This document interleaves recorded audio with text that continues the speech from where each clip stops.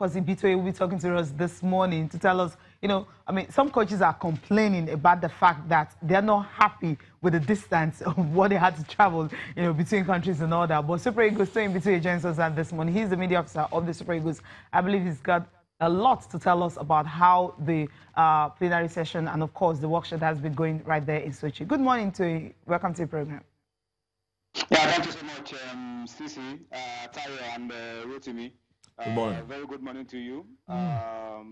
We ended the seminar yesterday, but it was a very comprehensive seminar we had, and of course, a lot of issues were discussed. A lot of new things were also talked about, like the issue of the video assistant referee for the team medics as well, not just the referees. The team medics also will now be having video assistant referees to help review incidents on the pitch. Awesome. So that doctors can also have a good hand of whatever happens to players in terms of injuries.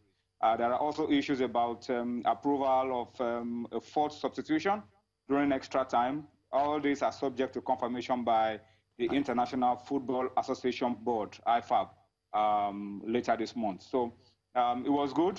Of course, preparing for a big tournament like the World Cup, you need to know how to get your team ready. You need to know what you should do so that when the World Cup begins, you are able to stay focused on the football on the pitch. And that's essentially what this workshop was meant to achieve.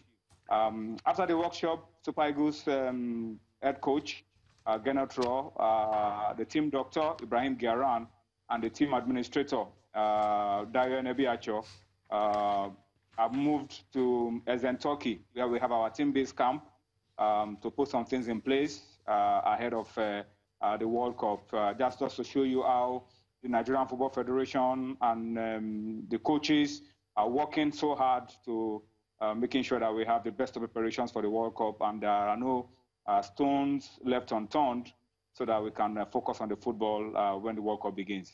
That's a huge one. Now, we know that the tournament, the matches are spread across 11 cities, and they have like distances to travel. For the Super Eagles, how is this looking like?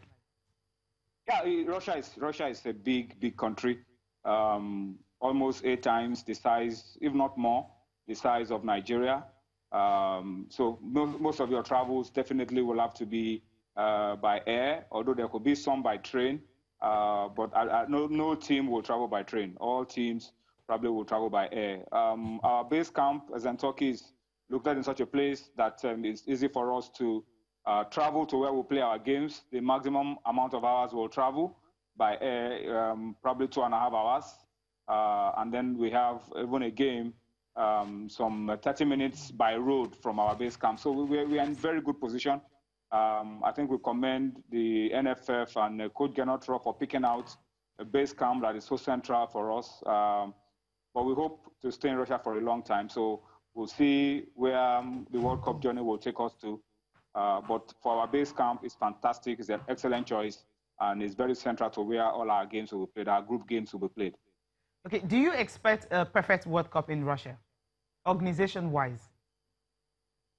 From what we're saying, I expect that we'll have a very well-organized World Cup.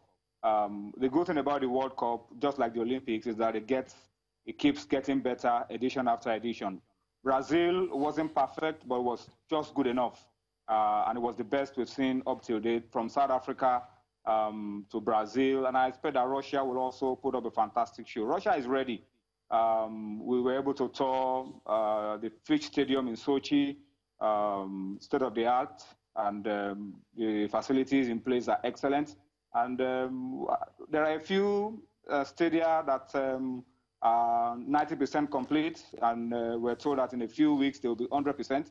But I expect that Russia will put up a fantastic show. And FIFA, of course, as usual, stickler for standards and for class. I'm not going to take anything outside of perfection. But the football on the pitch, we expect also will be good. The introductions and innovations from FIFA, we also expect will not become the spotlight during the World Cup, so that we can enjoy a very fantastic feast of football. But I think Russia is ready. And I don't have any doubts that they will put up a fantastic show. Thank you very much, Toyin, for taking our time to talk to us this morning. Safe trip back.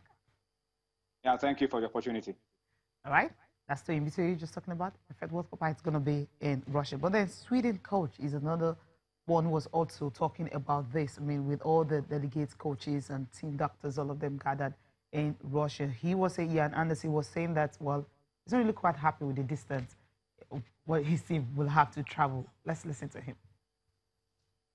It's a nice place, it's by the sea and it's a good hotel, and I think they will have a good pitch for us, a good training camp, and also I think we have a long trip to the first game, a long trip with the last game, but in the middle game we play here in Sochi quite close, so I think we have 2 long trips, and I think wherever we would have been, it would have been a lot of traveling, so it's okay for us.